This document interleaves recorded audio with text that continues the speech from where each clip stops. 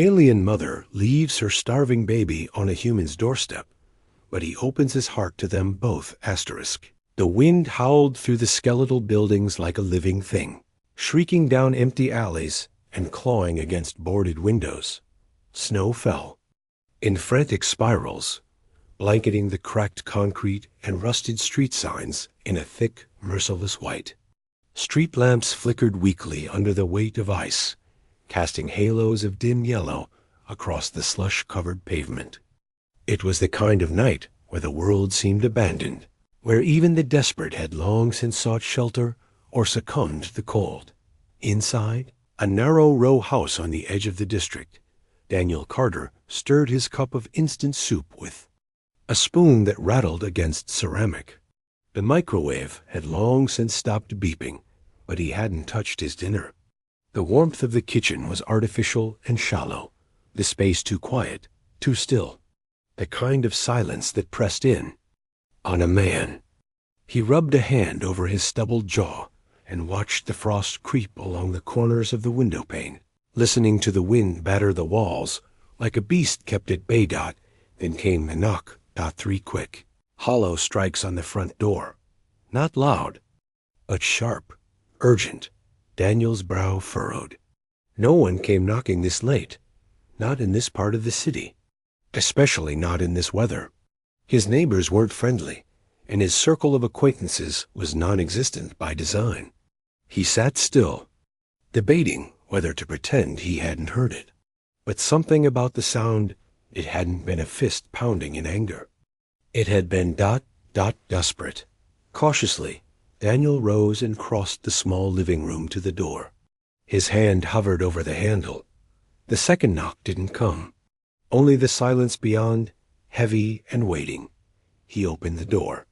Snow swirled in violently, catching the weak porch light and turning the air into a flurry of white. For a moment, he saw nothing, just the storm. Then he looked down. A small bundle sat on the top step. Fabric, layered in mismatched cloths, already dusted with snow.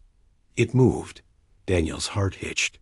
Slowly, carefully, he crouched down, brushing the snow aside with trembling fingers. The blanket shifted, and a pair of glowing golden eyes blinked. Up at him, wide, wet, and rimmed with violet. A sound, soft and plaintive, escaped from within the folds of fabric. A baby. Not human. Its skin was a dusky blue, lips trembling from cold, and tiny hands tipped in faintly luminescent claws clutched at nothing. The faintest shimmer of light clung to its skin, like the afterglow of starlight. What the hell? Daniel. Breath. Then he saw her. Just beyond the reach of the porch light. Half hidden in the swirling snow, a figure stood. Tall, shivering, her body hunched against the wind. Long, dark hair clung to her face, soaked with melted frost, and her eyes, those same luminous gold eyes, watched him with a hollow, exhausted intensity. She was Velari. He recognized this species from a dozen post-war broadcasts and peacekeeper warnings. Once proud, now hunted. Homeless. Unwanted. She didn't speak. She didn't step forward. Daniel looked from the baby to her. His gut twisted. She thought she was leaving the child, hoping anyone would show mercy. Not even expecting it for herself, the baby whimpered again, fingers curling tighter as a shiver passed through its tiny frame. Logic screamed at Daniel to shut the door. Call someone. This wasn't his problem. But when he looked at that baby, helpless in the snow, and then at the mother silent, shaking, but still upright despite the cold gnawing at her flesh, he saw something rawer than fear. Hope, frayed and flickering. He reached down, lifted the baby into his arms. The child was feather-light, terrifyingly still until the warmth of his chest met her skin. Then she stilled, as if she'd known she was finally safe. He looked up. The woman hadn't moved.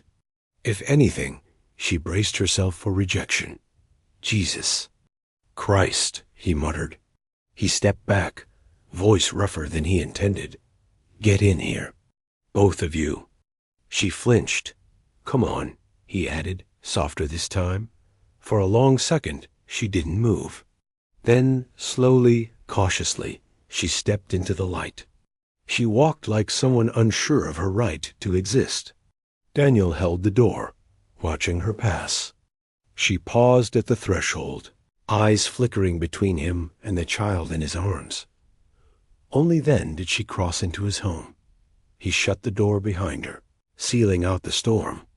Neither of them spoke, but something irreversible had just begun to asterisk the warmth of the house hit her like a wave, almost painful after the brutal cold. Trey swayed slightly, her knees threatening to give out as her body struggled to adjust.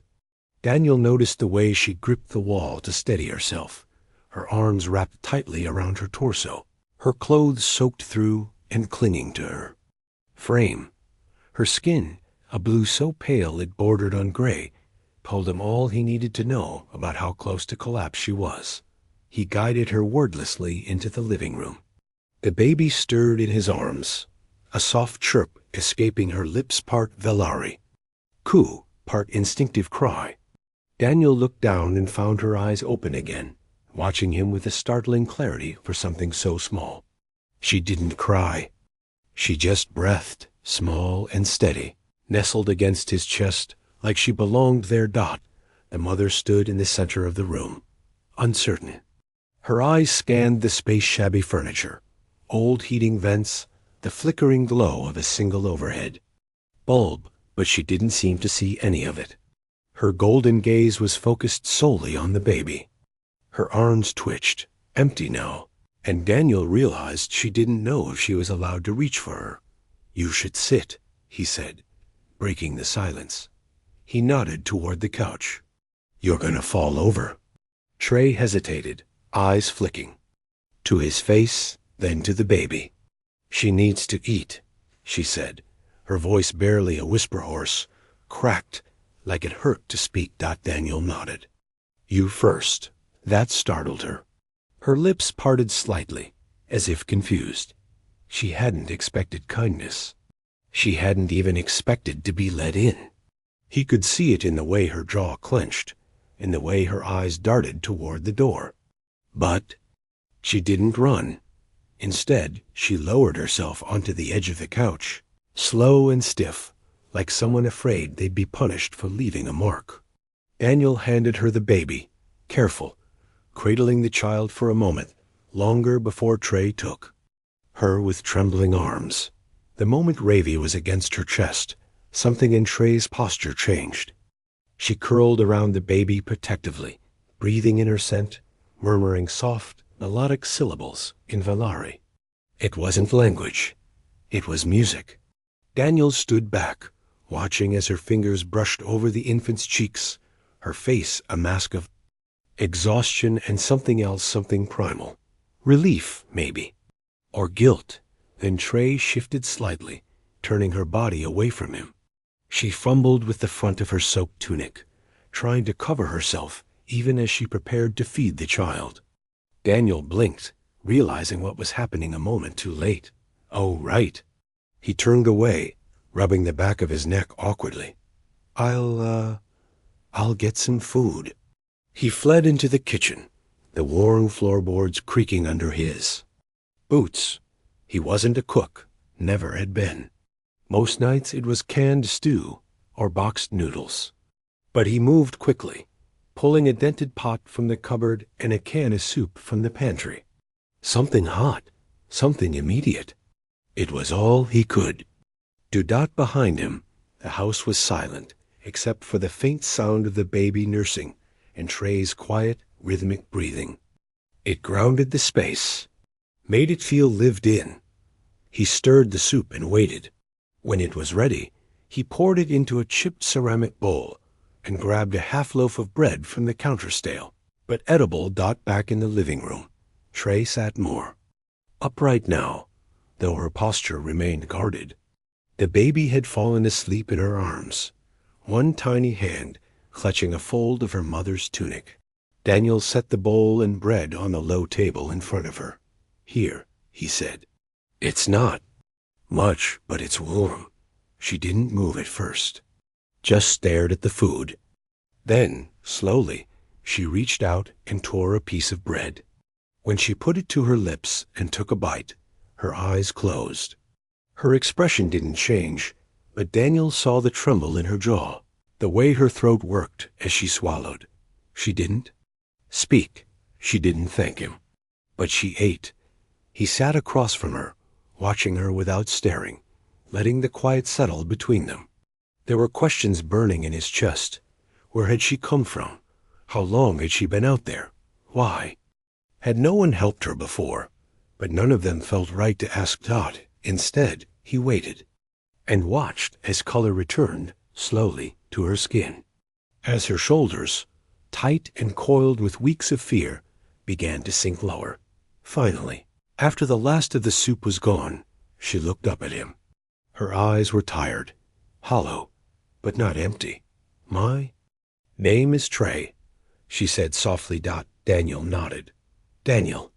She hesitated, then looked down at the baby. Ravy, she whispered, almost too quietly to hear. Daniel looked at them, this broken, frozen mother and her starlight daughter, and for the first time in years, he felt the heavy silence in his home begin to lift. All right, he said, nodding to himself more than her. Let's figure this out. The wind had calmed by morning, but the cold lingered, seeping in through the cracks of the old house like a memory that refused to fade. Outside, the snow was piled high against the windowsills, muffling sound, softening the world into a pale silence. Inside, the stillness was broken only by the faint hum of the heater and the soft, steady breath of a sleeping infant. Daniel stood in the kitchen with a mug of lukewarm coffee, staring blankly at the window above the sink. He didn't see the snow. He didn't see the frost. He saw a woman and a child curled up on his couch, wrapped in a blanket that still smelled faintly of mothballs and dry wood. He saw the way Trey had watched the baby all night long, her eyes flickering open at the slightest sound.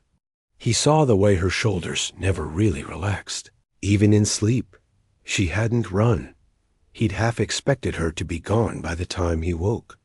But when he stepped into the living room that morning, she was still there, still guarding her daughter, like someone waiting for the storm to break through the walls. Daniel took a sip of coffee and ran a hand through his hair. A sharp knock jolted him from the quiet. It wasn't frantic, not like hers had been. This was precise, intentional. His heart clenched. He set the mug down and crossed the kitchen quickly, steps careful. He glanced toward the living room. Trey was already sitting up, eyes wide, her entire body pulled taut with instinctive dread.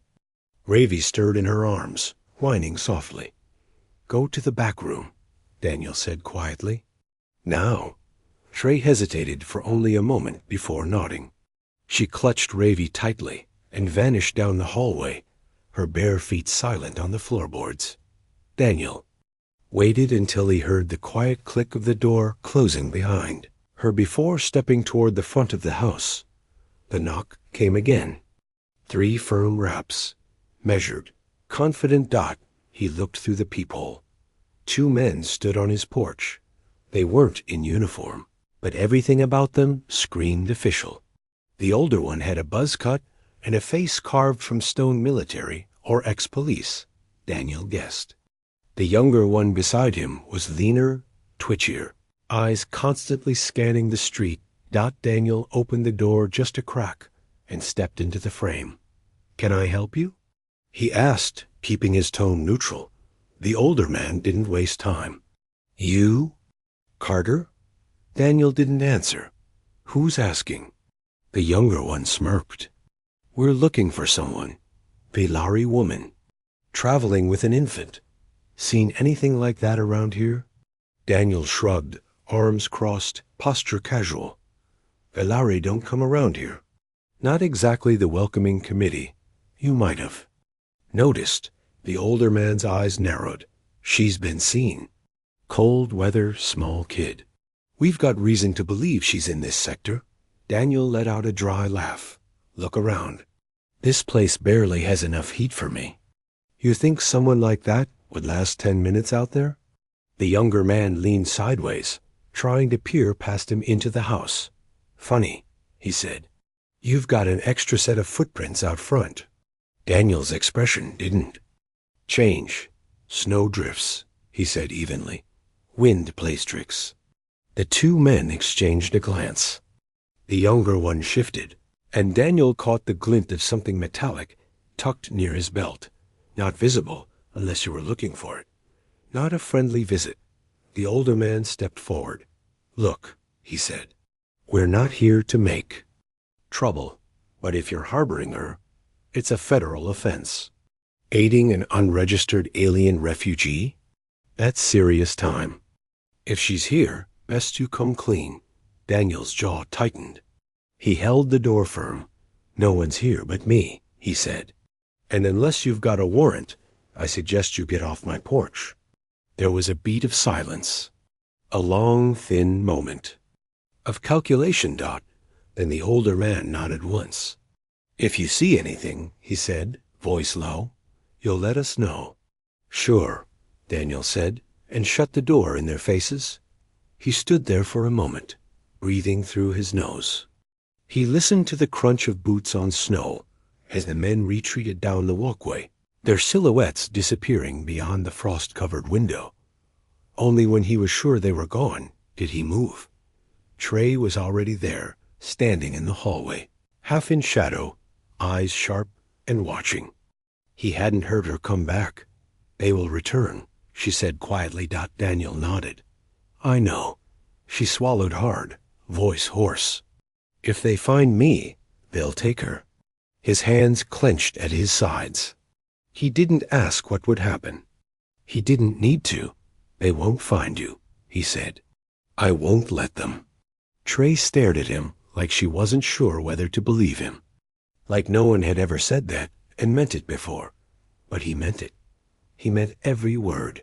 Asterisk. The house didn't sleep that night. Daniel sat near the window, his body tense, his eyes tracking every passing shadow that shifted beneath the dim street lamps. He hadn't touched the reheated dinner he'd left out earlier. The coffee had long gone cold beside him. He didn't care. Trey hadn't slept either. She paced the back room silently, cradling Ravi in her arms, whispering soft Velari lullabies, to soothe the infant and herself.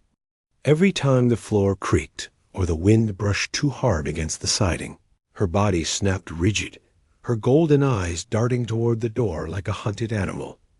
They were waiting for the knock to return, for boots to stomp up the porch steps, for a second chance to rip their fragile safety apart.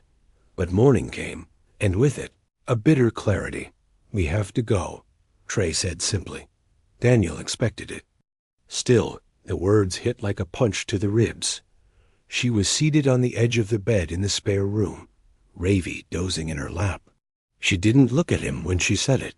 Her voice was flat, emotionless, as if she'd already made peace with it in her head.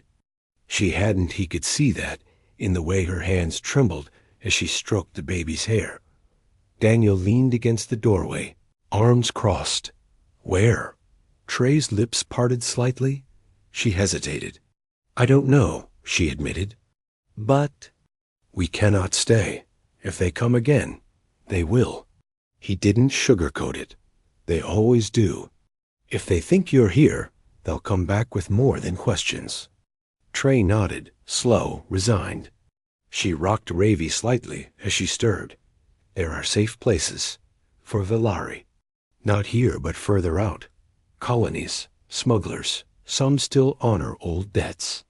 Daniel studied her face. She looked thinner in the daylight. Her features gaunt, despite the food he'd offered, despite the warmth of shelter. Hunger wasn't just in the stomach, it was in the bones, in the soul. And hers was starved for safety. He hesitated, then said, You're not going alone. Her head snapped up.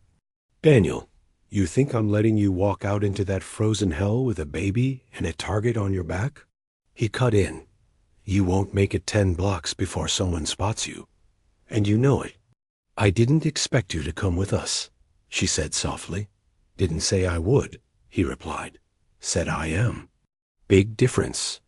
For a moment, the room was silent except for the soft coos of Ravi beginning to wake. Then Trey exhaled, slow and uncertain. I don't know how to repay you, she whispered. Daniel stepped forward, grabbing an old pack from the closet. Don't, he said. Just help me get you out alive. They worked fast after that. Trey packed light bare essentials, a spare tunic, a thermal wrap for the baby. She moved with precision, silent and efficient, her military instincts still intact beneath all the fear. Daniel loaded food, water, a blanket, and after a moment of doubt, his old revolver and a rusted knife from the bottom drawer. He didn't know if they'd need them, but something told him it was better to carry them than not. By nightfall, they stood by the back door, packs slung over their shoulders, layers bundled tight against the bite of the wind. Ravi nestled in, Trey's arms fastened inside the thermal sling and wrapped tight in faded blankets. Her tiny face was calm, eyes half-lidded but curious. Daniel turned off every light in the house, leaving only the fireplace burning down to coals. When he looked at the place, he felt something strange tug at his chest. It wasn't much just. Walls and dust and memories he never spoke about. But it had been his Dot, and now he was leaving it behind. He locked the front door, even though he knew it wouldn't matter. They slipped into the alley behind the house, the snow crunching underfoot. In soft, steady steps, the city loomed in the distance, its skyline blinking like a heartbeat. Daniel led the way, ducking into side streets, navigating shortcuts he'd memorized years ago. He knew this city better than most. He knew which streets were watched, which alleyways led to dead ends, which checkpoints you could avoid with the right detour. Trey stayed close behind, her breath visible in soft clouds. Ravi held tight beneath her coat. She didn't speak. Neither of them did. They moved like ghosts. Hours passed. They avoided crowds, darted through crumbling buildings, waited in the dark when patrol drones buzzed overhead. Finally, just past midnight, they reached the industrial sector where abandoned train yards and old supply depots littered the frozen ground like forgotten bones. And there, hidden behind a wall of ice-crusted shipping containers, was what Trey had spoken of. A small cargo ship, sleek, matte black, unregistered, a smuggler's transport, readying for departure. Daniel turned to Trey, nodding toward it. This it? She nodded. Leaves in 2 days, she said. If we make it aboard, they'll take us off-world. No questions. No records. And if we don't? She didn't answer. Daniel didn't need her to. He looked down at Ravi. Her golden eyes were wide now, watching him with that same quiet curiosity. She didn't cry. She just looked at him like she knew. He touched her tiny hand, let her fingers curl around his gloved finger. We'll make it, he said. We have? 2, because this wasn't just escape. This was the beginning of something else, not something worth running toward. Asterisk. Twin suns rose over the golden hills of Vera 3, casting soft light through the pale lavender sky.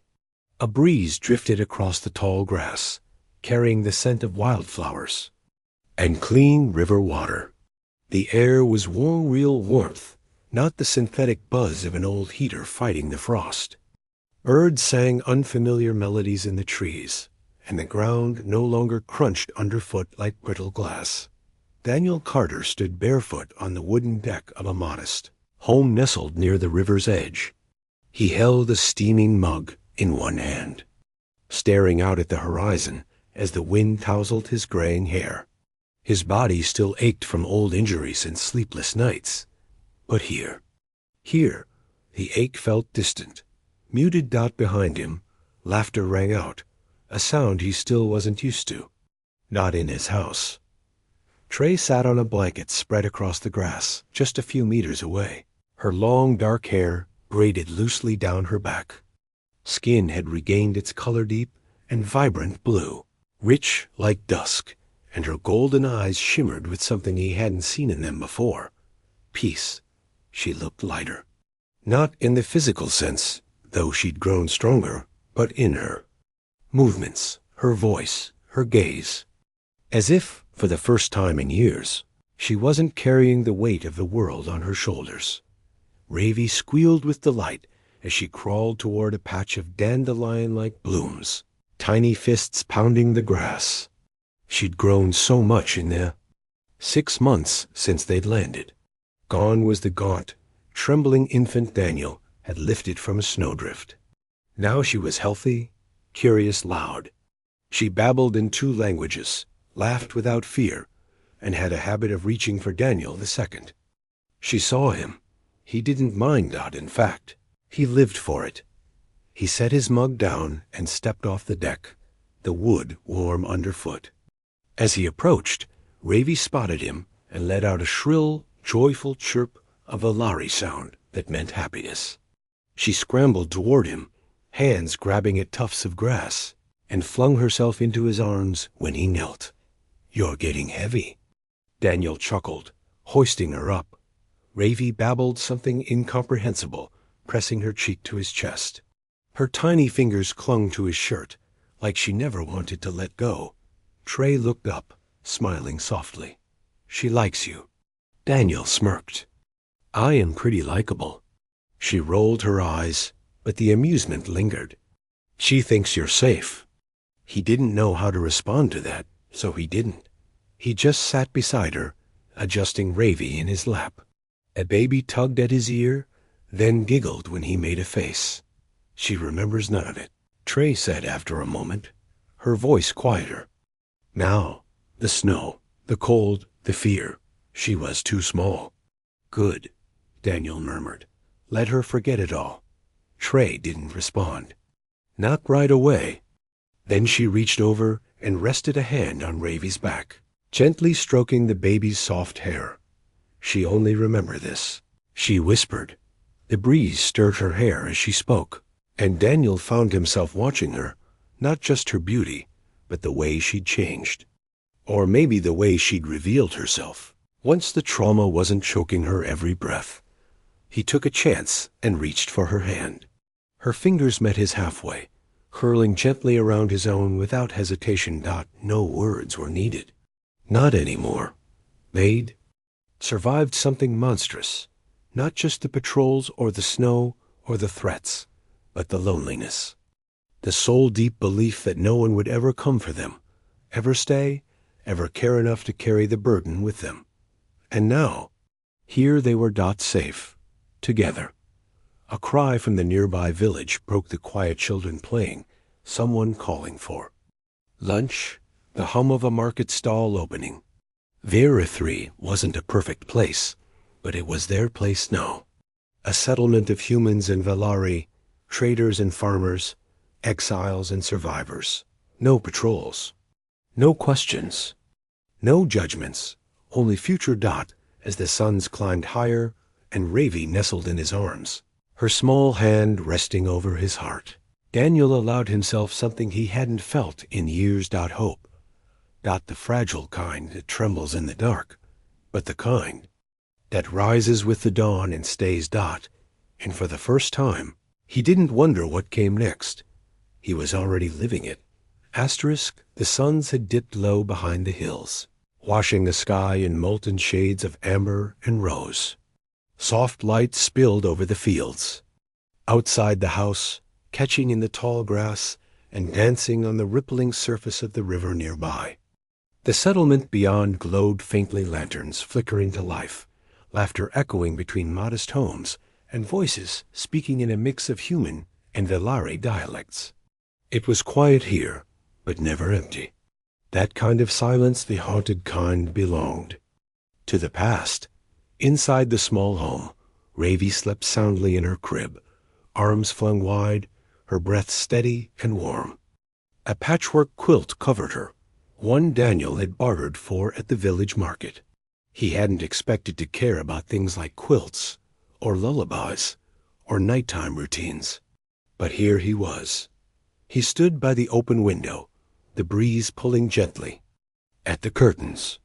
Trey sat at the small table behind him, fingers wrapped around a cup of warmed tea, her eyes distant but calm. She hadn't spoken much since dinner. Not out of avoidance, just a kind of quiet introspection Daniel had come to recognize in her. Sometimes she disappeared into thought, her golden eyes turning inward, haunted not by fear anymore, but by memory. Tonight was one of those nights. Daniel turned from the window. "You all right?" Trey blinked and looked up. She nodded slowly. Then, after a pause, she said, "There's something I never told you." He didn't answer right away. He crossed the room and sat beside her, letting the silence invite the words. She set the cup down gently. Her hands didn't tremble, but he could see the tension in her shoulders. "I wasn't just a refugee," she said, "not just a mother fleeing with a child." Daniel said nothing. He only watched her, waited. "I was a commander," she continued, her voice low, steady.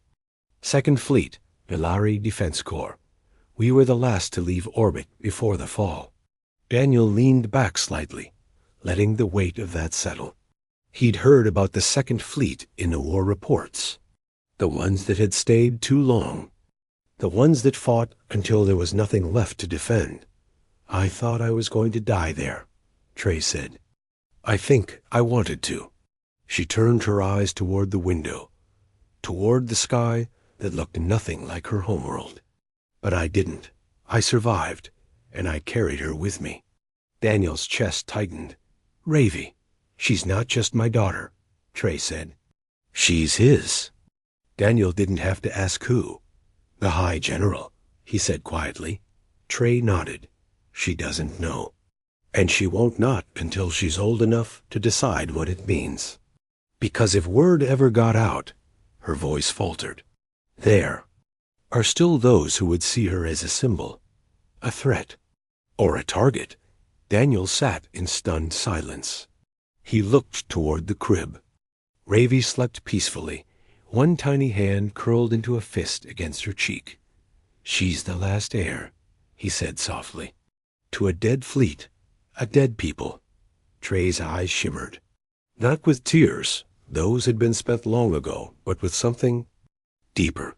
"Not dead, not while she's alive," he nodded slowly. "And you trust me with that?" "I do." No hesitation. No uncertainty.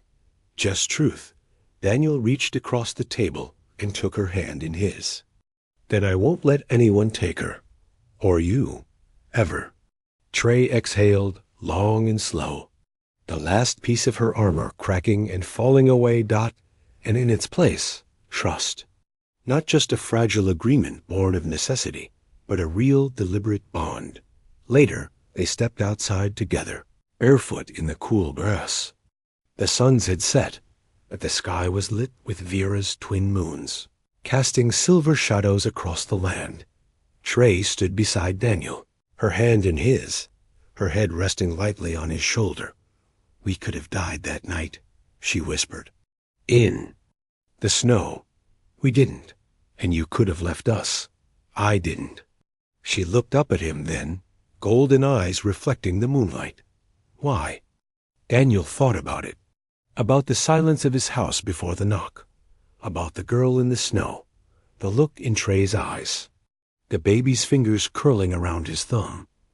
"I was tired of being alone," he said. "And you knocked." She smiled then, a real one, soft and full of the warmth that had taken months to return to her face. Ravi stirred in the house behind them, her sleepy cry barely more than a chirp. Neither of them moved. Not yet. They had time now. A future. No longer fugitives. No longer survivors. Just a man, a woman, and the child who saved them both.